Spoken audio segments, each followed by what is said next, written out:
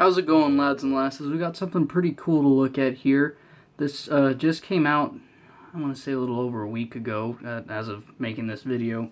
This is the new Figure Toys Company S-Type skeleton. They had a previous skeleton model before this one, but I'll get into that a little later in the video. So this is on their new S-Type body.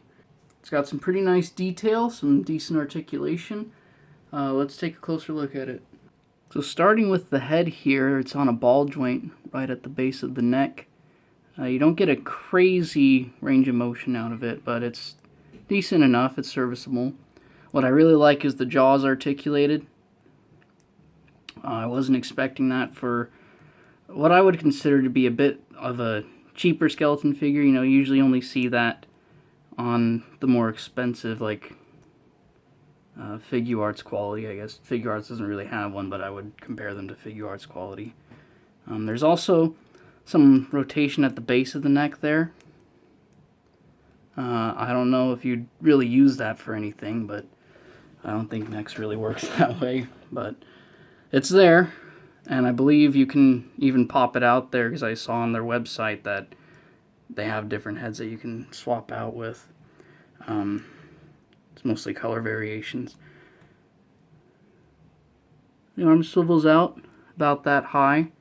You know, it's inhibited a little by the collarbone there. And then you technically get a full 360 out of it, but of course it kicks out a little bit. And you got a double jointed elbow.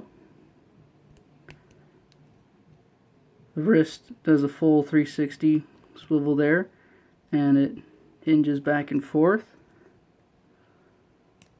There's a ball joint right here, just where the spine goes into the hip bone, the pelvis I should say. And you actually get pretty good motion out of that. Now where the legs connect to the pelvis, you're on a ball joint there. And it's not bad for the range of motion. It definitely could be worse.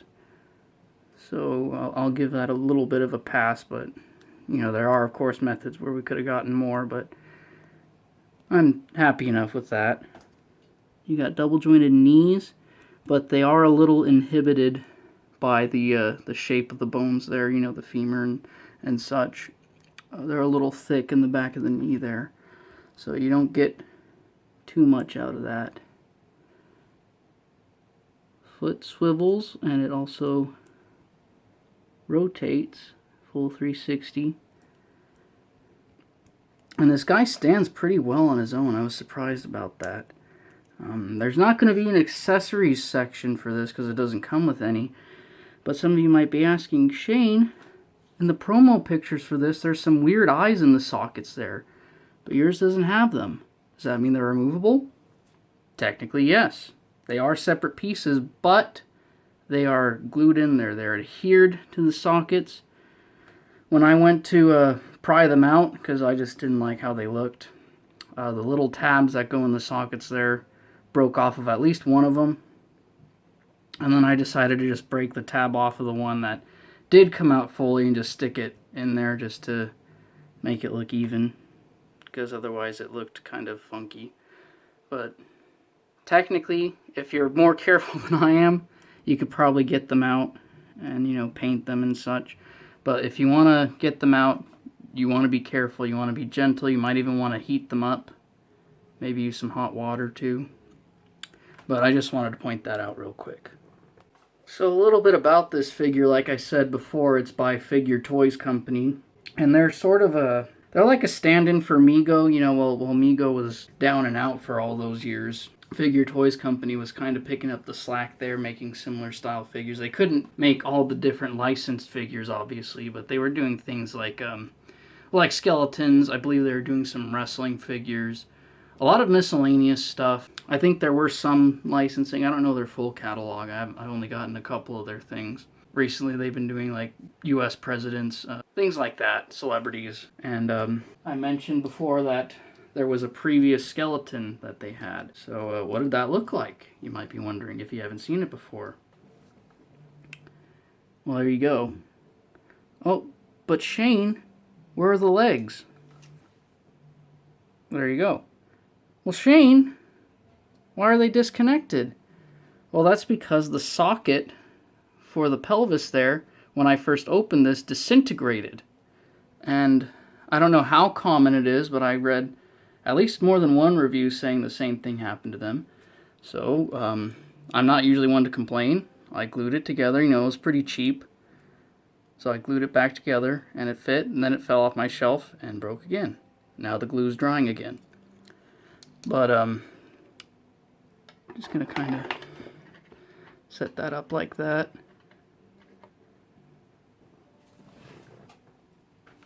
Put the legs on the other side here. So as we can see, they're pretty significantly different. You might have seen this on certain episodes of Robot Chicken, because this was, you know, the Mego skeleton, the one that you would put with your Mego figures for the longest time. And now we have this one, which I think is a significant improvement. As we can see with this, you know, it's really stiff. You know, one thing you'll notice is that these sockets kind of stick out really far. And of course the head's kind of weird. From a distance it looks more like an alien head. It's only when you look up close that it actually looks like a skull. It's very stylized. So it's not really, it's not something I would call realistic by any means.